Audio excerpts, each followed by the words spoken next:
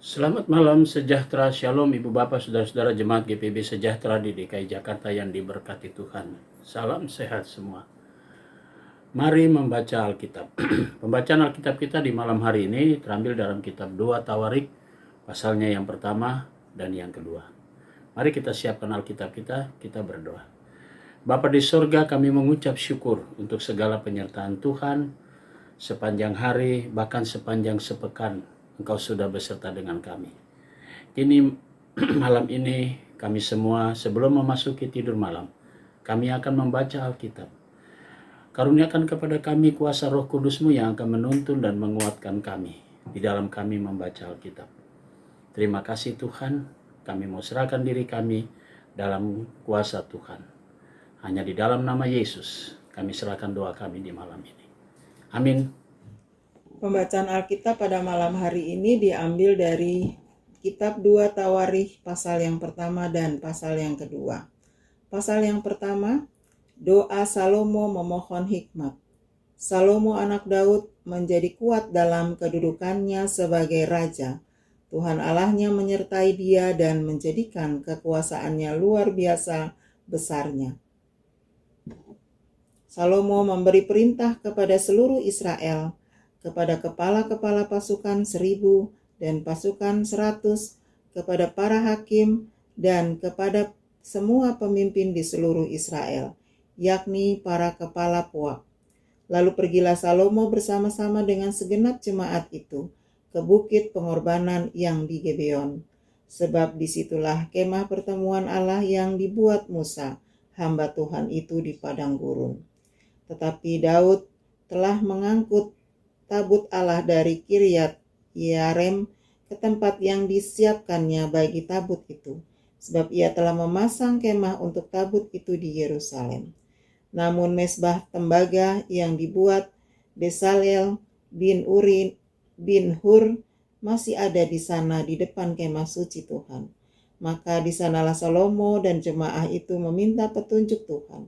Salomo mempersembahkan kurban di sana di hadapan Tuhan di atas mesbah tembaga yang di depan kemah pertemuan itu. Ia mempersembahkan 1000 korban bakaran di atasnya. Pada malam itu juga Allah menampakkan diri kepada Salomo dan berfirman kepadanya, "Mintalah apa yang hendak kuberikan kepadamu." Berkatalah Salomo kepada Allah, "Engkaulah yang telah menunjukkan kasih setiamu yang besar kepada Daud ayahku, dan telah mengangkat aku menjadi raja menggantikan dia. Maka sekarang ya Tuhan Allah, tunjukkanlah keteguhan janjimu kepada Daud ayahku, sebab engkaulah yang telah mengangkat aku menjadi raja atas suatu bangsa yang banyaknya seperti debu tanah.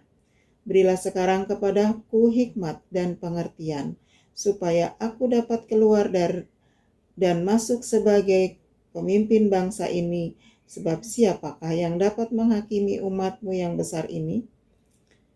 Berfirmanlah Allah kepada Salomo, "Oleh karena itu yang kau ingini, dan engkau tidak meminta kekayaan, harta benda, kemuliaan atau nyawa membencimu, dan juga tidak meminta umur panjang, tetapi sebaliknya engkau meminta kebijaksanaan dan pengertian untuk dapat menghakimi umatku yang atasnya aku telah merajakan engkau.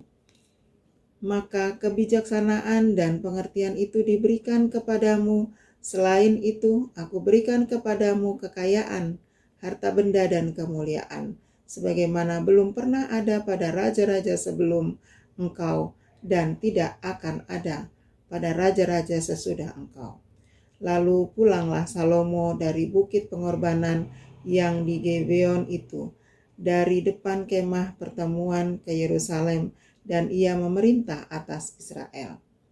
Salomo mengumpulkan juga kereta-kereta dan orang-orang berkuda, sehingga ia mempunyai 1400 kereta dan 12.000 orang berkuda, yang semuanya ditempatkan dalam kota-kota kereta dan dekat raja di Yerusalem. Raja membuat banyaknya emas dan perak di Yerusalem sama seperti batu, dan banyaknya pohon kayu aras sama seperti pohon ara yang tumbuh di daerah bukit. Kuda untuk Salomo didatangkan dari Mesraim dan dari Kewe. Saudagar-saudagar raja membelinya dari Kewe dengan harga pasar. Sebuah kereta yang didatangkan dari Mesraim berharga sampai 600 sikal perak, dan seekor kuda sampai 150 sikal. Dan begitu juga melalui mereka dikeluarkan semuanya itu kepada semua raja orang Het dan kepada raja-raja Aram. Di pasal yang kedua,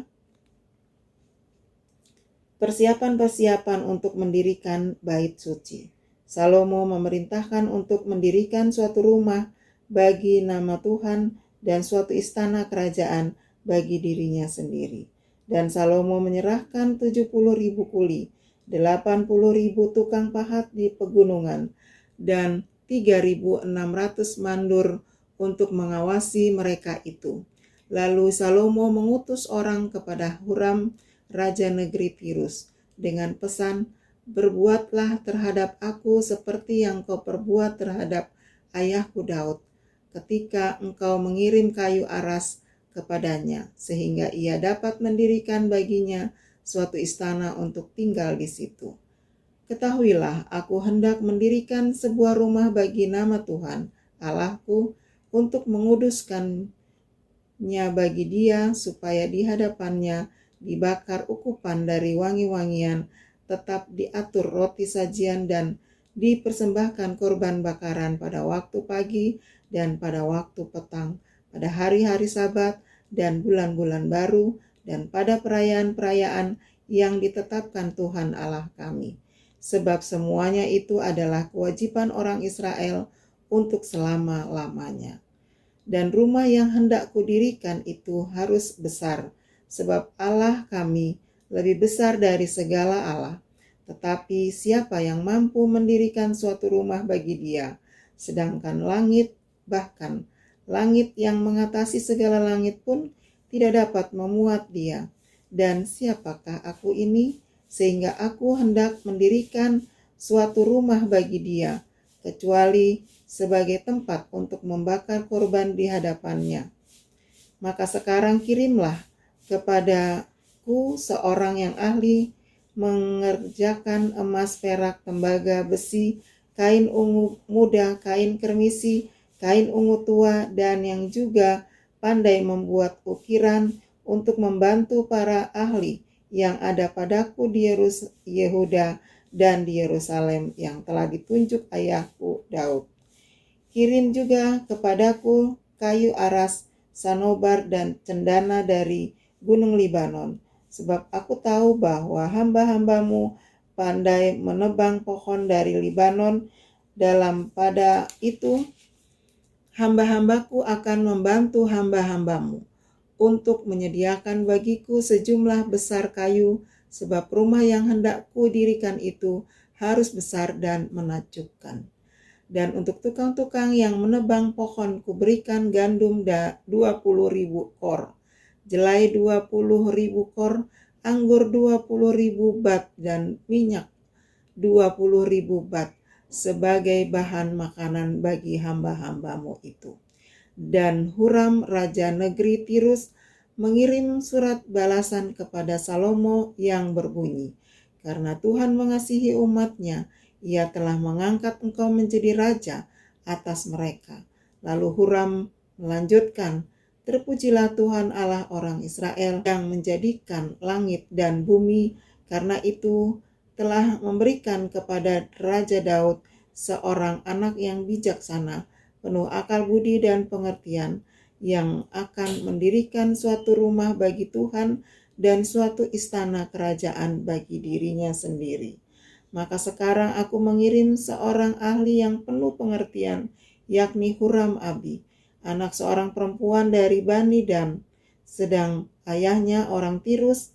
Ia pandai mengerjakan emas, perak, tembaga, besi, batu, kayu, kain ungu muda, kain ungu tua, lenan halus, dan kain kermisi, dan juga pandai membuat segala jenis ukiran dan segala jenis rancangan yang tugaskan kepadanya dengan dibantu oleh ahli-ahlimu dan oleh ahli-ahli ayahmu, tuanku Daud.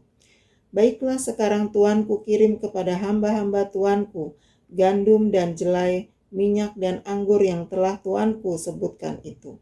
Dan kami akan menebang kayu dari gunung Libanon sebanyak engkau perlukan dan membawanya kepadamu dengan rakit-rakit melalui laut sampai ke Yafo, dan engkau dapat mengangkutnya ke Yerusalem. Lalu Salomo menghitung semua orang asing yang laki-laki yang ada di negeri Israel, sama seperti yang pernah dilakukan Daud ayahnya. Maka terdapatlah 153.000 anak erat, 600 orang.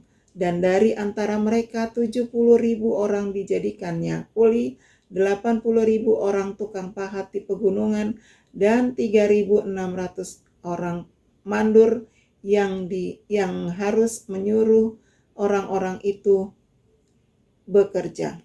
Demikian pembacaan Alkitab. Mari kita berdoa.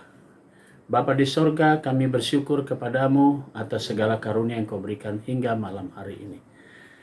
Kami semua akan memasuki tidur malam, berikan kami perlindungan, pemeliharaan Tuhan. Sehingga kami tidur dengan baik besok pagi atas anugerah Tuhan. Kami kembali dikuatkan untuk melangkah bersama-sama seluruh jemaat-Mu menikmati ibadah minggu yang sudah Tuhan berkati. Kami mau berdoa untuk jemaat GPB Sejahtera, tiap pribadi, tiap keluarga. Inilah doa kami Tuhan di malam hari ini. Ampunkan dosa kami hanya di dalam nama Yesus. Kami sudah berdoa dan mengucap syukur. Amin. Selamat malam, selamat istirahat, Tuhan memberkati saudara.